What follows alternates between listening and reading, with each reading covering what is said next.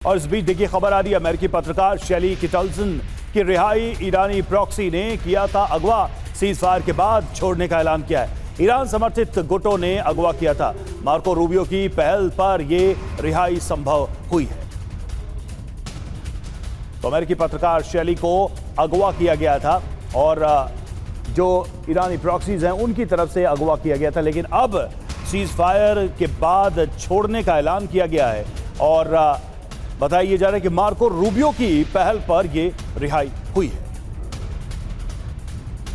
उसी पत्रकार की तस्वीर हम आपको दिखा रहे हैं और इस पत्रकार को अगवा कर लिया गया था, लेकिन अब छोड़ने का भी ऐलान कर दिया गया। ईरान समर्थित गुटों की तरफ से यह किडनैपिंग की गई थी और ये इस एब्डक्शन के बाद से लगातार कोशिश हो रही थी रिहाई की। मार्को रूबियो की पहल पर यह रिहाई संभव हुई है। सीजफायर के ऐलान के बाद इस रिहाई का ऐलान किया गया है। शेली किटलसन नाम बताया जा रहा है इस अमेरिकी पत्रकार का।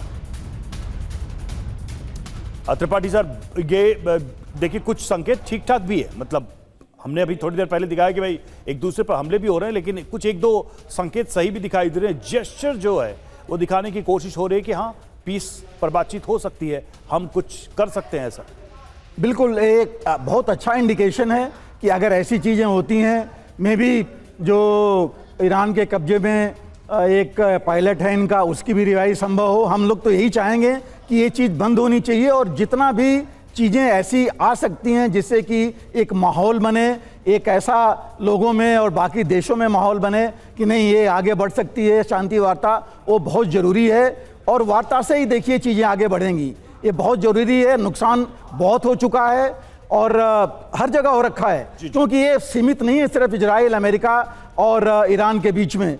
9 देशों में जो खाड़ी के देश हैं उनके ऊपर हो रखा है। लेबनान की देखिए क्या हालत हुई है अभी।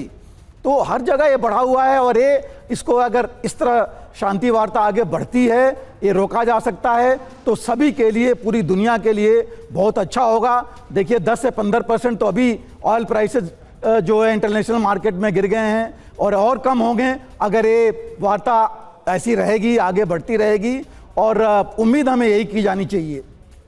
मेरे हिसाब से मतलब इस पूरे मामले में जो ये छोटे छोटे स्टेप्स हैं, इनका बड़ा रोल है और इससे आपस में विश्वास बढ़ता है बड़े फैसले लेने को लेकर। इस पर हम आगे बातचीत करेंगे। और देखिए सीजफायर के बाद ईरान की चेतावनी भी आई। हमारी सेना पूरी तरह से तैयार है। सीजफायर का मतलब युद्ध का अंत नहीं है। दुश्मन ने गलती की तो जवाब देंगे। ईरान ने यह स्पष्ट कर दिया है, यह मैसेज दे दिया है।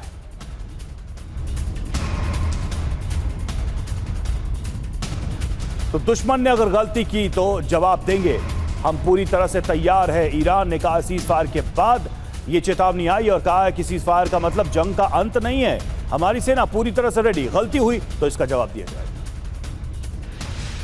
विक्रमजीत सिंह सर, ईरान लगातार ये मजबूत जेस्चर भी दे रहा है। उधर पत्रकार को छोड़ने का जो खबर हमने दिखाई वो भी एक जेस्चर है। अराक्ची भी कह रहे हैं कि ठीक है, 2 हफ्ते के लिए हम रुक जाते हैं और मुझ को ओपन कर देते हैं और बातचीत पर के टेबल पर आते हैं।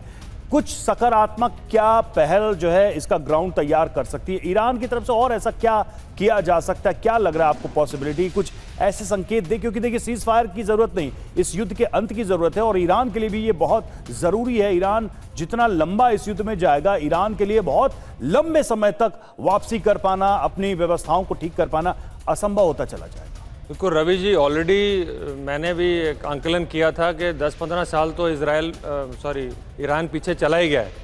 इतनी तबाही हो चुकी है और उसको अंदर कहीं ना कहीं मालूम है कि इतनी बड़ी सुपर पावर के सामने वो टिक नहीं सकता। जो उसके हाथ में है उसको वो कंट्रोल करने की कोशिश कर रहा है, उसको लीवरेज करने की कोशिश कर रहा है।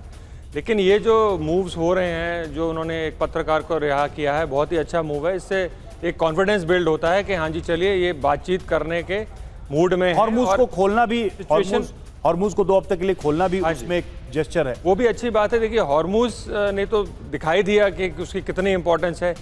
2 हफ्ते में ज़्यादा से ज़्यादा, देखिए रवि जी, बहुत ज़्यादा इम्पैक्ट तो नहीं पड़ेगा, लेकिन ये जरूर होगा कि जो भी शिप्स उसके मतलब ईस्ट ऑफ द स्ट्रेट हैं या नॉर्थ ऑफ स्ट्रेट हैं, वो सारे शिप्स बाहर निकल पाएंगे। चलिए और कुछ एक तस्वीर भी दिखाते हैं, हम बातचीत ये जारी रखेंगे। तस्वीर आई है तेहरान से। सीजफायर के बाद तेहरान में जश्न है।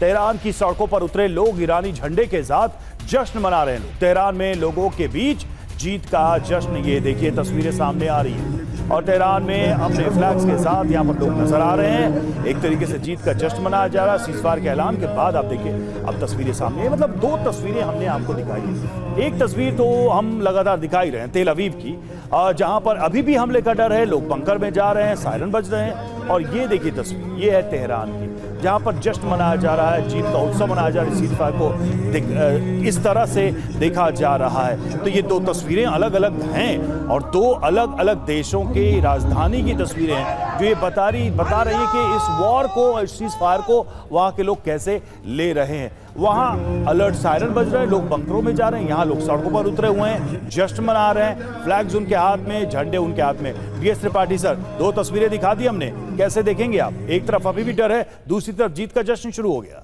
बिल्कुल रवि, देखिए एक तो जीत का जश्न है और मैं ये भी कहूँगा कि ये ज़रूरत है। यहाँ ईरान की जनता चाहती थी कि सीज़फायर हो और जितना ये नुकसान हो रहा है, जो ये तबाही हो रही है वो रुके, वो भी ये चाहते थे। तो मेरे ख्याल से उसका भी जश्न है।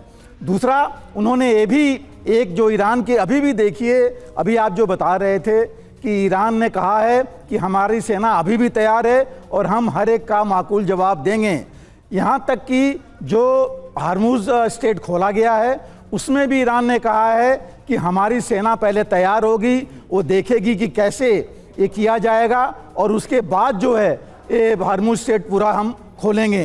तो ये जो चीज़ें हैं, ईरान जो है इसको बड़ी ऐसा नहीं ले रहा है कि सिर्फ बहुत बड़ा हो गया, वो उसको जो है बड़ी कॉशियस है। उसको पता है कि शायद ये रुके या नहीं रुके, क्योंकि इजराइल और हमास के साथ जो हुआ था, कितनी बार वार्ता हुई, रोका गया और फिर भी आगे बढ़ता रहा। लेकिन मुझे अंदाज लग रहा है कि चूंकि अमेरिका का इन्वॉल्वमेंट है ठीक है। इसमें। सर, लेकिन ये इन तस्वीरों पर भी एक बार फिर से बात करेंगे। मनीष के पास हम चलेंगे। मनीष हमारे साथ देखिए तेल अवीव से जुड़े हुए हैं और उनसे भी हम समझने की कोशिश करें कि क्या इन तस्वीरों की हम कोई तुलना कर सकते हैं, क्योंकि